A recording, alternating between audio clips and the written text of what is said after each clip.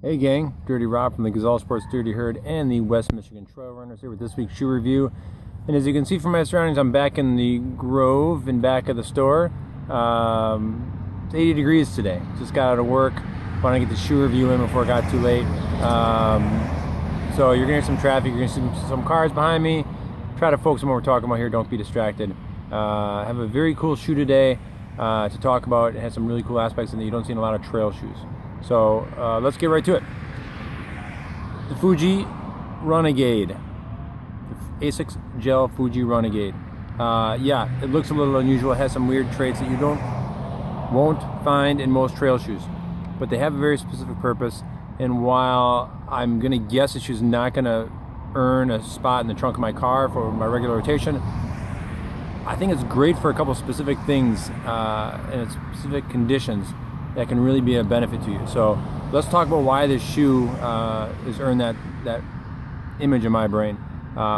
First, top down, the tongue, or lack thereof. There is no tongue. It has a sock-like booty liner to the shoe. It's not a sock booty because it doesn't go all the way down to the shoe. It covers the tongue area, wraps up, connects in one piece to the top of the upper here. So you can see where it's kind of attached there. It just runs down maybe an inch below the top of the upper there. It doesn't extend all the way down to the ground, doesn't encase the whole foot. Down here, you're gonna feel the normal upper of the shoe. Purpose of that is to keep debris and mud and gunk out of your shoe, and it does the job fantastically. Nothing got in there. But I will offer one warning if you do go with the shoe. Make sure you wear a tall enough sock.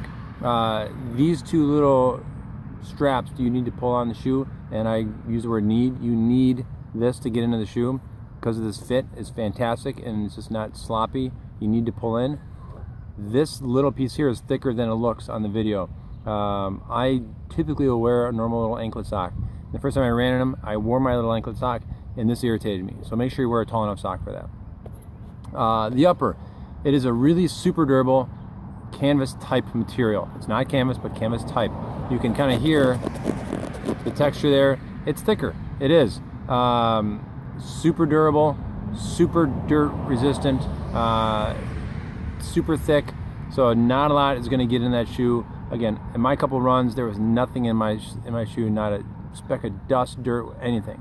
It did the job. Lace system was held in tight. My foot felt great. Midfoot heel locked in. Has a really big, nice, sturdy heel counter, which I liked for this shoe because it is fairly flexible, so it keeps you dialed in. Although I was surprised the toe box, or the toe ran, the tip of the shoe, wasn't as protected as I thought it would be, considering everything else that's going on with the shoe. You've got a nice big rubber call out there that's covering, a couple toes, not just one. But beyond that, there's not a lot there. It's pretty soft. So I have to assume they're going to shave weight there, rather than make it a big giant bomb-proof burly shoe. Getting down to the midsole, outsole, sole light, midsole foam, gel pad in the heel, and you can see, if you haven't already noticed, big giant huge lugs on the bottom of this thing. That's where it gets into the seasonal and the terrain specific for me.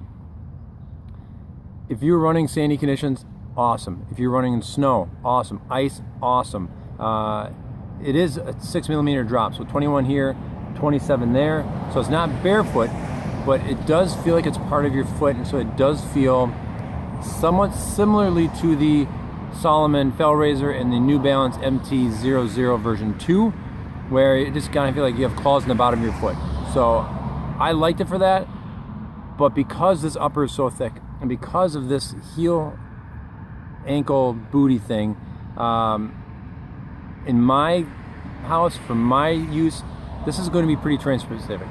Dune running, awesome. Winter snow, awesome. Street running, absolutely not. Definitely not a hybrid. And even some of the more buffed out trails you're going to find in summertime where it's really hard packed when it's dry, I suspect that'd be uncomfortable too. I had some problem with the MT00 version 2 on some of those trails last year, so I expect this is going to do the same thing. Already I've noticed that on some trails in the spring, it's been a little uncomfortable. So very terrain specific. But overall, I mean, they listed at 9.2 ounces. My size 14 rolled in just over 11, so it's on the lesser half of the weight scale, so it's not super lightweight, but it's certainly lighter weight than an everyday trainer, trail wise. So overall, good shoe. Add in the price point at $100. This is a great shoe. I suspect that this shoe is going to be taken out of my closet before I wear it out, especially if I stick to it as a winter running shoe. So that's it. Asics Fujirunnegade, $100. Come check it out now. So that's it for the day, guys. Any other requests or shoe suggestions or product suggestions, please email me through the store or put the notes in the bottom of the video. Until then, I'm Dirty Rob. I'm out. I'll see you on the trails.